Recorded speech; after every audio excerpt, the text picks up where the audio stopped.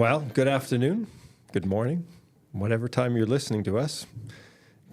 Right now it's afternoon here at the University of Regina, and my name is Harold Riemer. I'm the Dean of Kinesiology and Health Studies, and I'd like to welcome you to our Get Kinected podcast, a time where I get to speak with interesting people, sometimes students, sometimes faculty, sometimes alumni, people in the community. And today I have with me Miss Bonnie Cummings-Vickaryous. How did I do on that? Perfectly. Okay, good. And we're going to spend a little time talking to Bonnie about her life and her history. And so why don't you begin by telling me, even though I know a lot of this stuff, who you are? Who am I? So I think when people are normally asked questions like that, they list off their roles in life, right? So I'm an executive director of a local nonprofit. I am a sessional of the Faculty of Kinesiology and Health Studies. I've been doing that since about 2009. I am a mother of 3 wonderful daughters. I'm a wife. Always wonderful? No, not. One just hit 13, so definitely not always wonderful. A wife to my husband, James, who's a teacher at Campbell Collegiate. I could back up farther than that. I'm from rural Saskatchewan. Probably most people haven't heard it. Oh, come on. Aylsham. Went to school in Arborfield because Aylsham's so small. It doesn't have a school. What else? Well, you better tell people where that is. Like they might Google it. They might Google it. So Aylsham is a village, I think. So does that mean bigger than a hamlet? I'm not sure. Yes. Kind of between sort of Nipawin, Arborfield, Carrot River, Melfort, Tisdale. If I have to go even further, Prince Albert. So the northeast part of... Northeast, yes. North central east. Technically, yes, but everyone says northeast. Okay. Yeah. Yeah. All right. So, and I think, most importantly, a proud alumni of our faculty. There you go. There you go. Both my undergrad and my graduate degree. Okay, so what are your undergrad degrees? And Yeah. Spoiler alert, he's a kin grad. But anyway. So Bachelor of Kinesiology, and I always say and Health Studies, but I think it's just a Bachelor of Kinesiology. Yes, it is. And I'm going to age myself because this program doesn't exist. I have, and I'm proud of having this because I think it's one of the best combinations, but double major in adapted physical activity and sport and rec management. So that doesn't exist anymore. And actually, it might have been sport and rec administration back in the day. I think it was, yeah. Yeah, so that's my undergrad. And then years later, I came back and I did my graduate degree, which is what? A Master's of Science in Kinesiology. Yep. Yeah, so that's me in a nutshell. There you go. Yeah. Okay, I'm going to back you up to your days in Arborfield, Aylsham. Yes. How did you end up at the U of R? Because that's not usual. And okay, so when did you come to the U of R first? Let's begin there. So I graduated high school fall of 2002, and I started here. No, not fall. June of 2002. I started here in the fall of 2002, but not in kinesiology. I started in the Faculty of Science with a math major. Okay, well, I'm going to back up even. Okay. So why would you have chosen the U of R? Because at that time, that would have been unusual for students from that area to come to the U of R. Yeah. Not as unusual anymore, but at that time it would have been. Yeah, you're right. At that time, it was really unusual. Most people that were going on to post-secondary, and there wasn't a lot, but the ones who did typically went to the U of S. I came to the U of R because I was a U of R scholar. I'm not sure if that is still... I didn't know that about you, actually. There you go. You learned something new today. Wow. Yeah, so... Okay. I don't know if that's still given out. There have been programs like that over the course of time. So I learned something about you that I didn't know. And I know a lot about you. You do. And I dragged James, who's now the husband, was the then boyfriend. I didn't drag him. I brought him with me. Oh, you dragged him, Bonnie. And he started in kinesiology. Yeah. Okay. So quickly describe the UR scholars at that time. You had to have the top average of your class. Okay. Yeah. And then you got tuition covered for 4 years if you maintained a certain average? Or? 4 years if you maintained that average, which I didn't, which Oh, my really, goodness. if I would have started That where my surprises me passion, about you. I know. See, you learn something new again. I'm probably one of the only kin students that has calculus as an elective. There you go. Yeah. So no, the first couple years, I wouldn't say they were rough, but they weren't normal Bonnie. And the classes were fine. I just was not passionate about math, and the average went down too much to maintain the scholarship. Okay. Which is unfortunate. But Yeah. yeah. Okay, so I met you when you came to kinesiology. Yes. So what made you change? Believe it or not, I found myself reading James's textbooks. Oh, I believe that. Yeah. Not, yeah. Yeah. So, yeah, in my spare time, instead of reading my chem textbook or math textbook, I was looking at what he was learning, and it, as corny as it sounds, it spoke to me, and it kind of ignited an interest and then soon a passion, and I enrolled, I think in 04. I think. I might be wrong on that. Yeah. Okay, doesn't matter. Yeah. Okay. So why did you end up choosing rec admin and adapted physical activity at the time? You know, to be honest, I can't remember if that is what I set out to do in the beginning, or if I just took kind of some of our first year classes and that's what I found myself interested in. And I thought it was a good combo. And I still advocate for this to this day. If you are going to be working in the human service area, which most people with a kinesiology degree will, I strongly, strongly think you need to take some of the sport and rec management classes. And they go well together. Yeah, I concur. Yeah. And you can imagine my bias. Yes, Anyway. you've got more of a bias than I do. So, yeah.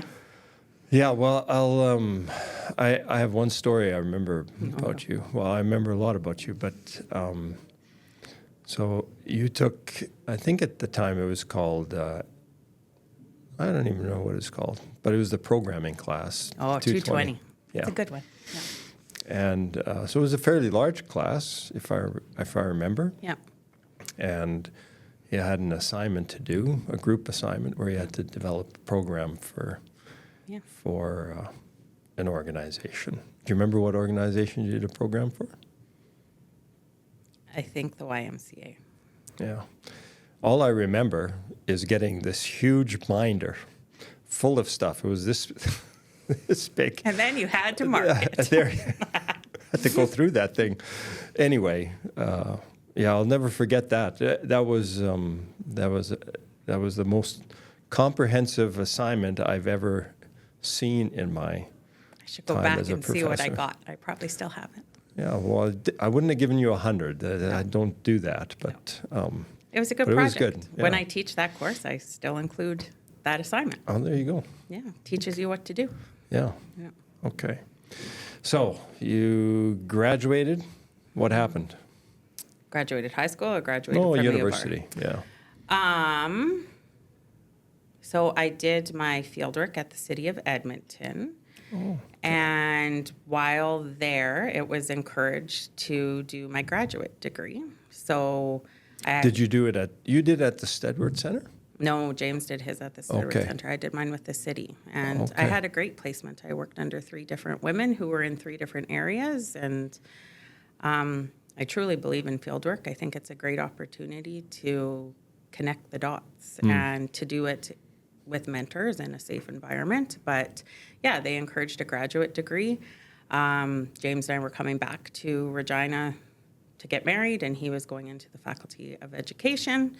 And I think at the time was attempt 1 at my graduate degree. Not going to go there. Not going to go there today. I did not fail, people. I just got really busy with my job at Astonished and having children and teaching, because I love to be a sessional lecturer. Okay. So how did you get to Astonished? So tell us that story. So Brenda, one of the faculty members here, suggested that I apply for their founding executive director position. She was on one of their committees. So I don't think on the board at that time, but on a committee that was doing a research project with some of the folks that are part of Astonished, and they needed an executive director. So she encouraged me to apply. So looked at the website, felt like it would be a great fit, applied, and fell in love. Yeah. And so you've been there this entire time. So when would that have been? I started December 3rd, which is the International Day of Persons with a Disability. So perfect fit of 2012. So, Okay. yeah. And tell us a little bit about what Astonished is. Not everybody may be Great. familiar with that Yeah. organization. We are a small, local, nonprofit organization with charitable status. We work with young adults who have complex physical disabilities, and together, so not me as the staff member, but truly together, we value interdependence and community, but we work together to create community for young adults with complex physical disabilities, to try to address barriers to recreation, sport, leisure, learning, education, vocation. And we have a variety of different programs, all grounded in the strengths perspective. So a strengths approach to service delivery, which is kind of in contrast to a medical model. Okay. Yeah. So about in March, Yes. you were nominated and received our outstanding or distinguished alumni award. I did. You did, and quite deservedly so, Thank you. given your work in, particularly with Astonished, but in the community in general and the contributions you've made. So, what did that mean to you? Did it mean? I remember your speech. So, but Yeah. I wanted you to talk a little bit about that with. It meant a lot. I mean what I say. I'm a proud alumni of our faculty. My time spent here, well, I've never really left, right? Yeah. And That's true. Right. And my time with this faculty has really shaped who I am, shapes who my husband is. And it really, it meant a lot to be able to receive that. Jokes aside about me now being old and distinguished, it meant a lot. And not just because I think I'm doing something in the community, but I think to be recognized by a faculty, that means so much to me. So, we have maybe another minute left or so before you have to run off and teach, actually. Yes, yeah. Got a class at 1:00. So, if you were giving advice to somebody in Arborfield or Elsham, Nipawin, about university, what would you say to them? Oh, I would say several things, but if I only had a minute, I would tell them to pick a faculty that feels like home, to get to know that faculty, make sure that it's an area of interest and passion. And then once you are part of that faculty as a student, I think it's really important to get connected with your peers and get connected. See what I did? You got that, didn't you? Oh boy, Get connected. Get connected. But in all honesty, to surround yourself with some friends who have similar interests and goals. To get to know your instructors and your professors. Some of them will become lifelong friends. There you go. And to get connected to the community. And I think that's something that kinesiology really instilled in me was we're part of kind of a bigger community and we need to get involved and give back. And by doing so, the community then gives back to you. Great. Well, thanks very much for spending time with me. You're welcome. I know been trying to do this for, I don't know, 3 months? I've been 4 trying to months? avoid it. Yes, she has been. Anyway, you did just fine. Thanks. Yeah. Thanks for joining us today. Thank you for having me. Thanks to those people who are listening and watching. Yeah. And keep your eyes peeled for the next edition of Get Kinected, coming soon to a YouTube channel near you. Thank you. All right. Thanks, Bonnie. Perfect. Bye now.